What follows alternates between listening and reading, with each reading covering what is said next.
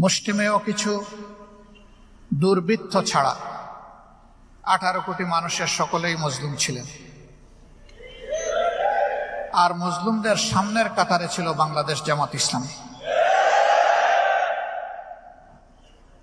2006 সালের 28 অক্টোবর লগি বইটার তাণ্ডব চালিয়ে বাংলাদেশের মানবতাকে, গণতন্ত্রকে এবং বাংলাদেশের জনগণের ইচ্ছা এবং আকাঙ্ক্ষাকে জবাই করা হয়েছিল। ওই দিনই সত্যিকার অর্থে বাংলাদেশ পথ হারিয়েছিল। দীর্ঘ 17.5 বৎসর বহু ত্যাগ এবং তিতিক্ষা স্বীকার করে 2024 সালের 5ই আগস্ট আবার নিজেদের আপন পথ ফিরে পেয়েছে। আল্লাহ তাআলার দরবারে আবারও শুকরগুজারি করছি, আলহামদুলিল্লাহ। 28 তারিখ যাদেরকে খুন করা হয়েছিল তারা কারো উপর তেড়ে যায়নি, ঢিল ছুঁড়েনি, কারো উপর আঘাত করেনি, গায়ে পড়ে কারো সাথে ঝগড়া বাঁধায়নি। তাদের অপরাধ ছিল বাংলাদেশ জামাত ইসলামী আহত মহানগরের উদ্যোগে আয়োজিত একটি জনসভায় তারা যোগদান করতে এসেছিল। স্পষ্ট দিবালোকে অসংখ্য টিভি, মুভি, ক্যামেরার সামনে তাদেরকে সাপের মতো পিটিয়ে হত্যা করা হয়েছিল। তাদের মাটিতে পড়ে যাওয়া লাশগুলোর উপর পার্সনেরা সেদিন দাঁড়িয়ে নাচানাচি করেছিল, এমনকি লাশ গায়েব করারও চেষ্টা করেছিল। ঢাকা মেডিকেল থেকে লাশ চুরি করার চেষ্টা করেছিল।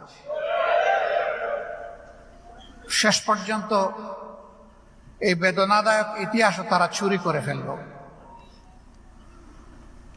খুনের হুকুমদাতা মাস্টার মাইন্ড, যার উপর সুপিরিয়র কমান্ড রেসপন্সিবিলিটি আসে, তাকে প্রধান আসামি করে মামলা করা হয়েছিল। ক্ষমতার গরমে সেই মামলা শেষ করে দেওয়া হলো। কিন্তু আল্লাহ চাইলে আবার মাটির নিচ থেকে সেই মামলা উঠে আসবে ইনশাআল্লাহ। সেই দিনের হত্যাকাণ্ডের মধ্য দিয়ে সারা বিশ্বকে তারা স্তম্ভিত করে দিয়েছিল। বহু শিশু এই দৃশ্য দেখার পরে এক নাগাড়ে বহুদিন রাতে ঘুমাতো না, চিৎকার দিয়ে উঠে যেত। মায়েরা চোখের পানি ফেলতেন, কার বুক খালি হলো। সারা বিশ্ব ধিক্কার জানিয়েছিল, কিন্তু মজলুমেরা তার বিচার পেল। 28 তারিখের পরে ষড়যন্ত্রের মধ্য দিয়ে, পিছনের দরজা দিয়ে, আতাত সাজানো পাতানো একটা নির্বাচনের মধ্য দিয়ে 2009 সালের 10 জানুয়ারি ক্ষমতায় এসেছিল একটি দল। এখন তাদের নাম কেউ সাহস করে নেয় না। তাদের জল দ্বারা করে তারাও তাদের দলের নাম নিতে চায় না। আমরা মজলুম জনগণ তাদের নাম নিব কেন? অবশ্য হ্যাঁ, তাদেরকে তাদের নিষিদ্ধ করার ইতিহাস আছে। তারা যখন একদলীয় বাকশাল কায়েম করেন তখন তারা তাদের দল সহ সকল দল নিষিদ্ধ করেছিলেন। আর এবার জনগণ তাদের দলকে নিষিদ্ধ করেছে আল্লাহ তাআলার সাহায্য নিয়ে। 15.5 বছর দাপটের সাথে তারা দেশ শাসন করেছেন। মাত্র 2 মাস পুরে নাই, তার মাথায় দেশপ্রেমিক সেনাবাহিনীর গায়ে তারা আঘাত দিয়েছে। 57 জন চৌকস দেশপ্রেমিক প্রতিশ্রুতিশীল সেনা অফিসারকে বেদনাদায়কভাবে খুন করা হয়েছে। পরিবারের সদস্যদেরকে ছাড় দেওয়া হয়নি। মা বোনদের ইজ্জত লুণ্ঠন করা হয়েছে, তারপরে তাদেরকে খুন করা হয়েছে। তাদের লাশগুলো সেদিন ড্রেনের পানিতে ভাসিয়ে দেওয়া হয়েছে। এই জঘন্য হত্যাকাণ্ড কারা সংগঠন করলো? আজ পর্যন্ত জাতিকে তা জানতে দেওয়া হলো না। সেনাবাহিনী তারা নিজস্ব উদ্যোগে একটা তদন্ত কমিটি গঠন করেছিল। সেই তদন্ত কমিটির রিপোর্ট সেনাবাহিনীকেও জানতে দেওয়া হলো না, বাংলাদেশের মানুষও জানল না। আর তদন্তের নামে সরকার যে উদ্যোগ নিয়েছিল তাকে জনগণকে ধোঁকা দেওয়া হলো। নেপথ্যের নায়কদেরকে, হুকুমদাতাদেরকে এবং দুষ্কৃতিকারীদেরকে আড়াল করা হলো। বিডিআর এর সদস্যরা ওরা হাতের পুতুল ছিল, বলির পাটা ছিল। এদের সংখ্যা 50-এর অধিক ছিল না। 12 সালে গ্রেফতার হয়ে যখন নাজিমউদ্দিন রোডের কেন্দ্রীয় কারাগারে ছিলাম, তখন সেই খুনিদের সাথে আমাদের মোলাকাত হয়েছে। একজনকে জিজ্ঞেস করেছিলাম, মনে করো আমার এই হাতটি কোরআন শরীফ, তোমার হাতের উপর আমার এই হাত, তুমি আল্লাহকে সাক্ষী রেখে বলো তো এই ষড়যন্ত্রে তুমি শরীক ছিলে কিনা? সে অকপটে বলেছে, হ্যাঁ আমি শরীক ছিলাম। জিজ্ঞেস করেছিলাম, এই ষড়যন্ত্রের নেপথ্যের নায়ক কারা? সে নাম বলেছে। কিছু বলার পরে হঠাৎ বোধহয় তার হুঁশ হয়েছে যে এত কিছু বলে দিচ্ছি, তখন বলল, এখানেই থামলাম।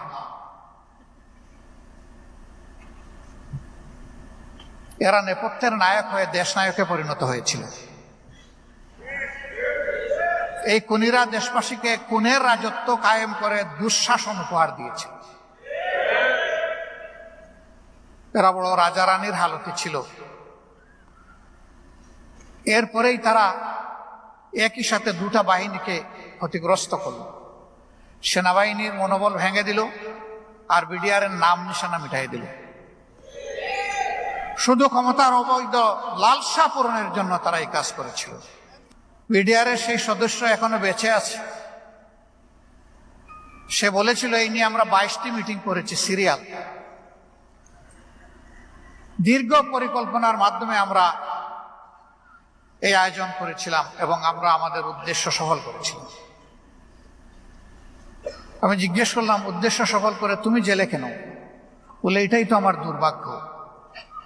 যারা আমাদেরকে ব্যবহার করেছিল তারা এখন রাজার হালতে, আর আমরা যারা ব্যবহৃত হয়েছি তারা এখন কারাগারে।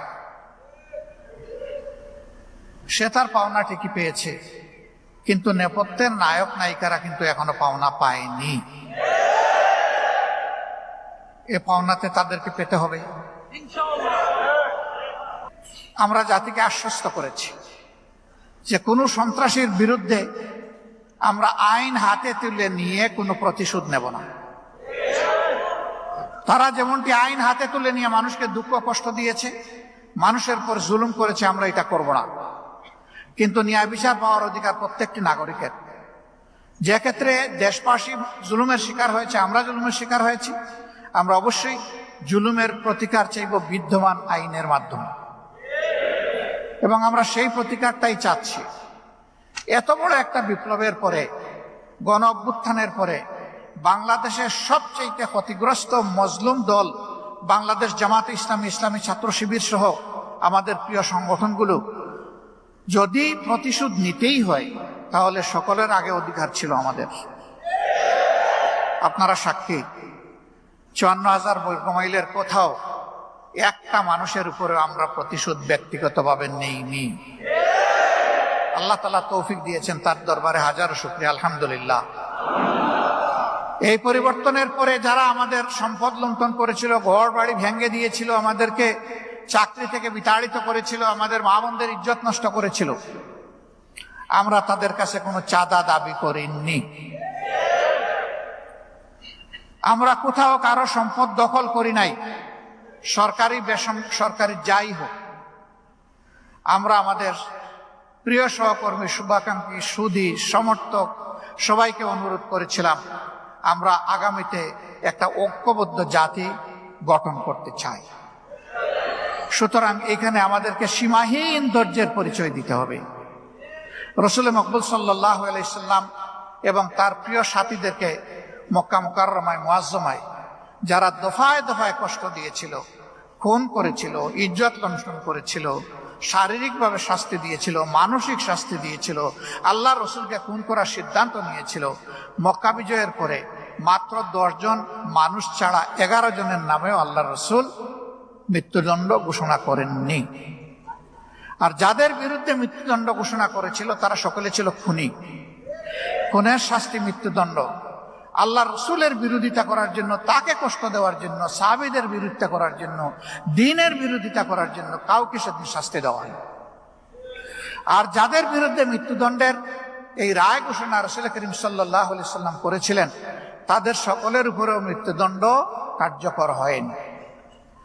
তার মধ্যে একজন ছিলেন আবু জেহেলের সন্তান ইকরামা ইবনে আবু জেহেল। তিনি সেই সমাজের অত্যন্ত বিচক্ষণ, বিদ্বান, দুর্দর্শ একজন সেনাপতি ছিলেন। তিনি ভয়ে পালিয়ে গিয়েছিলেন। বাবা বেটা দুইজনে মিলে ইসলামের সীমাহীন বিরোধিতা করেছেন, ক্ষতি করেছেন। তার জীবন রক্ষা হবে না এই ভয়ে তিনি ইয়েমেনে পালিয়ে গিয়েছিলেন।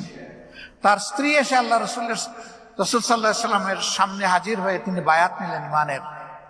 এরপরে তিনি তার স্বামীর নিরাপত্তা তার কাছে চাইলেন যে আমি একজন মহিলা, আমি আপনার কাছে আমার স্বামীর নিরাপত্তা চাচ্ছি। যদি সে ঈমান কবুল করে সে কি জীবনের নিরাপত্তা পাবে? হে আল্লাহর রাসূল, আপনি কি একজন মহিলার এই আবদার, হে আল্লাহর হাবিব, আপনি সদয়ভাবে কবুল করবেন? রাসূল করিম সাল্লাল্লাহু আলাইহি সাল্লাম বললেন, যাও, তোমার স্বামী ইকরামাকে নিরাপত্তা দেওয়া হলো। তিনি এসে ঈমান কবুল করলেন, কাতেবে ওহী হলেন, হাদিসের রাবি হলেন, যুদ্ধের সেনাপতি হলেন, যুদ্ধ করতে করতে শহীদ হলেন। আলহামদুলিল্লাহ। জেহেন্দা রাসূল করিম সাল্লাল্লাহু আলাইহি সাল্লামের কলিজার টুকরা, ওহুদের যুদ্ধের সেকেন্ড ইন কমান্ড হযরতে হামজা রাদিয়াল্লাহু তাআলা আনহু, যাকে সাইয়্যিদে শুহাদা আহলিল জান্নাহ বলা হয়েছে, তার কলজা চিবিয়ে খেয়েছিল। তার ভয় ছিল আল্লাহ রাসূল সবাইকে ক্ষমা করলে অন্তত আমাকে করবেন না। এরপরে সেই মহিলাও ক্ষমা পেয়েছিল, ঈমান এনেছিলেন। ঈমান আনার পরে তার জীবন বদলে গিয়েছিল। ভয়ঙ্কর যুদ্ধে রাসূল করিম সাল্লাল্লাহু আলাইহি সাল্লামের তৈরি করা সৈনিকরা একটু পিছনের দিকে তাকিয়েছিলেন, যুদ্ধের দাপট সহ্য করতে না পেরে।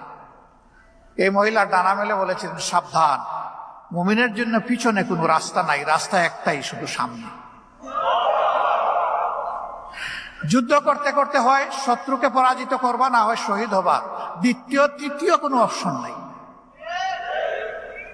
যুদ্ধের মোড় গড়ে দিয়েছিল এই বাগিনের চিৎকার।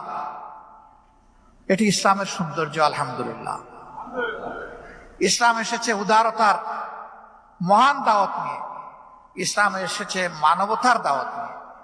ভুলভাবে ইসলামকে উপস্থাপন করা হয় যে ইসলাম নাকি তলোয়ারের জুড়ে এসেছে। এখানে কি তলোয়ারের কোনো খেলা দেখা গেল? নাই।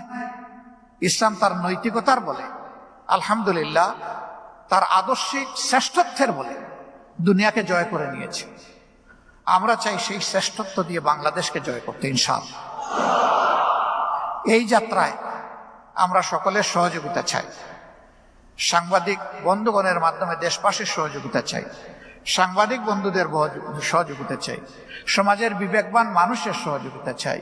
দল ধর্ম নির্বিশেষে একটা শান্তির রাজ্য, একটি সমৃদ্ধির দেশ, একটি ন্যায় ইনসাফ ভিত্তিক দেশ, একটা বৈষম্যহীন দেশ গড়ার জন্য, একটা করাপশন ফ্রি কান্ট্রি গড়ার জন্য, দুর্নীতিমুক্ত দেশ গড়ার জন্য আমাদের সকলের সমবেত হাতগুলো এক জায়গায়